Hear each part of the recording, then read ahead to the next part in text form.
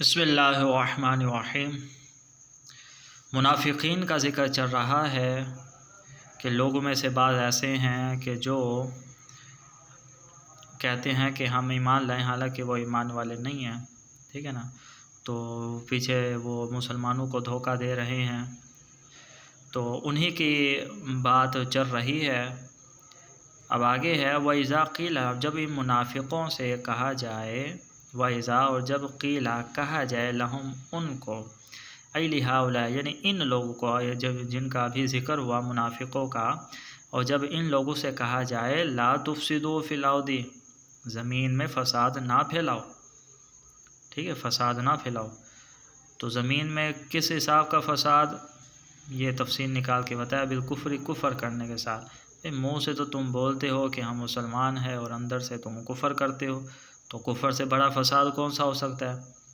تو کفر کے ساتھ زمین میں فساد نہ پھیلاؤ، کفر کے ساتھ، والتعویقی، اور روڑے اٹکانے کے ساتھ، عن الایمان، ایمان سے، یعنی جو ایمان لانا چاہتا ہے اس کے راستے میں روڑے اٹکا کر اور خود بھی کفر کر کے تم زمین میں فساد نہ پھیلاؤ، ٹھیک ہے، بالکفری، کفر کرنے کے ساتھ، والتعویقی عن الایمان، اور ایمان کی راہ میں روڑے اٹکا کر، تعویق کا معنی ہے رکاوٹ پیدا کرنا، روڑے اٹکانا، تو ایمان کے راستے میں روڑے اٹکا کر اور کفر کے ساتھ زمین میں فساد نہ پھیلاؤ۔ تو جب ان سے یہ کہا جائے کہ فساد نہ پھیلاؤ، تو حیرانگی کی بات یہ ہے کہ قالو، کہتے ہیں، انما نحن مصلحون، ہم تو اصلاح کرنے والے ہیں، ہم ہی اصلاح کرنے والے ہیں، ٹھیک ہے نا۔ یہ جملہ دیکھیے، وہ کیا کہتے ہیں، انما نحن مصلحون، کہ ہم ہی اصلاح کرنے والے ہیں، یعنی ہمارے علاوہ کوئی ہے ہی نہیں اصلاح کرنے والا۔ اس میں حصر ہے نا، انما جہاں پر بھی آتا ہے وہ حصر کے لیے آتا ہے، ٹھیک ہے، تو جو حصر والا ترجمہ کریں، ہم ہی، ٹھیک ہے نا، بے شک ہم ہی اصلاح کرنے والے ہیں، تو حصر کے ساتھ بولتے ہیں، بڑی ڈھٹائی کے ساتھ بولتے ہیں کہ ہم تو اصلاح کرنے والے ہیں۔ وَلَيْسَ مَا نَحْنُ فِيهِ بِفَسَادٍ، اور نہیں ہے جس پر ہم، بفساد، وہ فساد، یعنی ہم جس حالت میں ہیں وہ فسادی والی حالت نہیں ہے، وہ فساد والی حالت نہیں ہے، ہم صحیح طریقے پر ہیں، ہم اصلاح والی حالت میں ہیں، ہم اصلاح کرتے ہیں۔ وَلَيْسَ، اور نہیں ہے، مَا نَحْنُ فِيهِ، جس حالت میں ہم، بفساد، اس میں فساد، ٹھیک ہے نا، تو ہم فساد والی حالت میں نہیں ہیں۔ قال اللہ تعالیٰ ردًا علیہم، تو اللہ تعالیٰ ان کا رد فرما رہا ہے،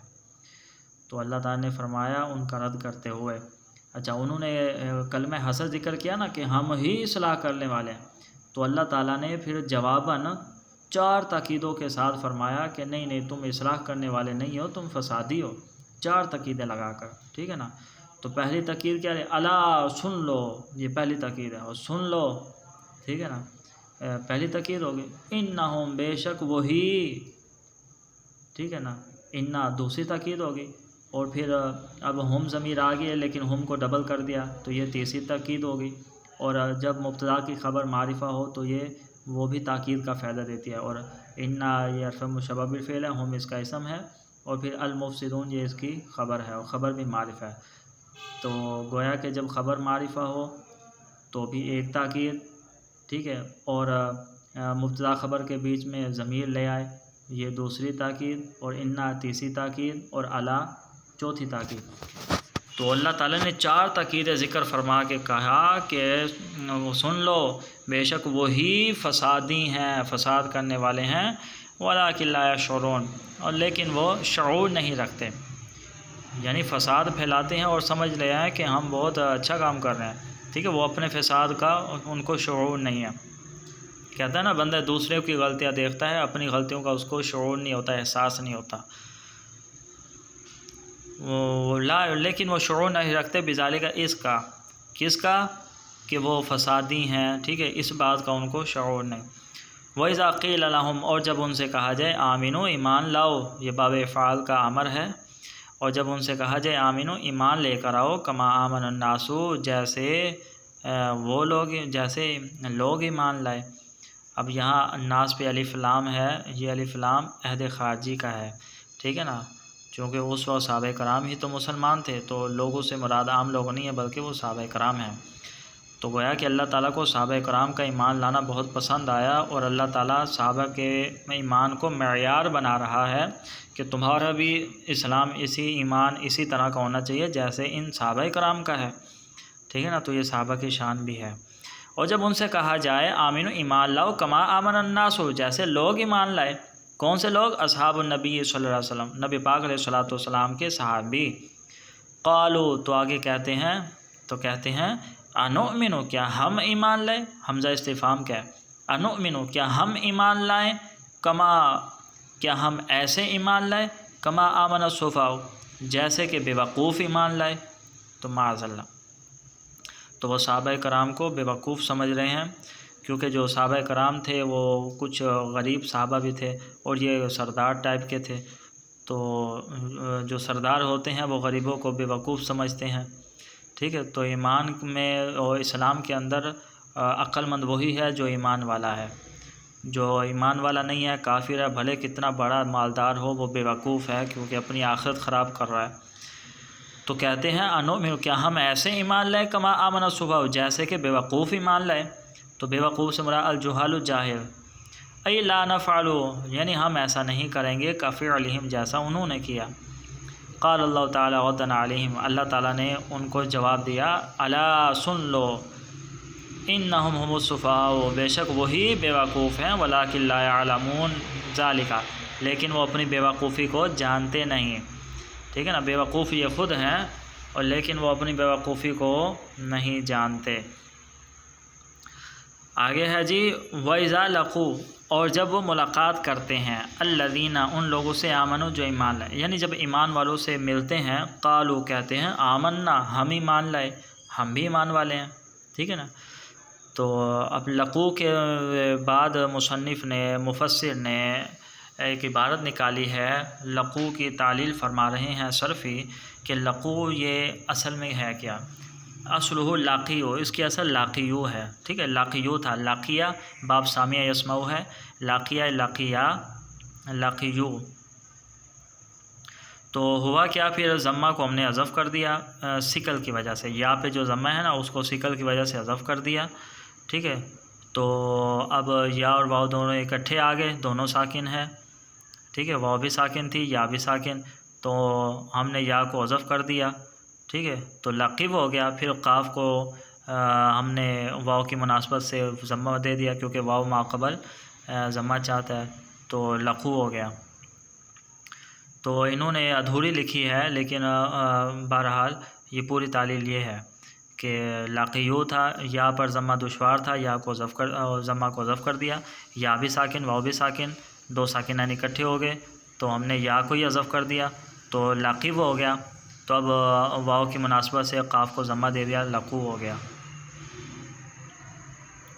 ٹھیک ہے۔ اور بعضوں نے اس کی تعلیل یوں کیا کہ لاقیو تھا تو یا کا جو ضمہ ہے وہ قاف کو دے دیا، ٹھیک ہے نا، اور یا ساکن کر دیا، تو یا اور واو دونوں اکٹھے ہو گئے، تو یا کو حذف کر دیا، تو لقو ہو گیا۔ بہرحال یہ اس کی تعلیل ہے۔ وَإِذَا لَقُوا، اور جب وہ ملاقات کرتے ہیں مسلمانوں سے، مومنوں سے، قالوا، کہتے ہیں، آمنا، ہم بھی ایمان والے ہیں،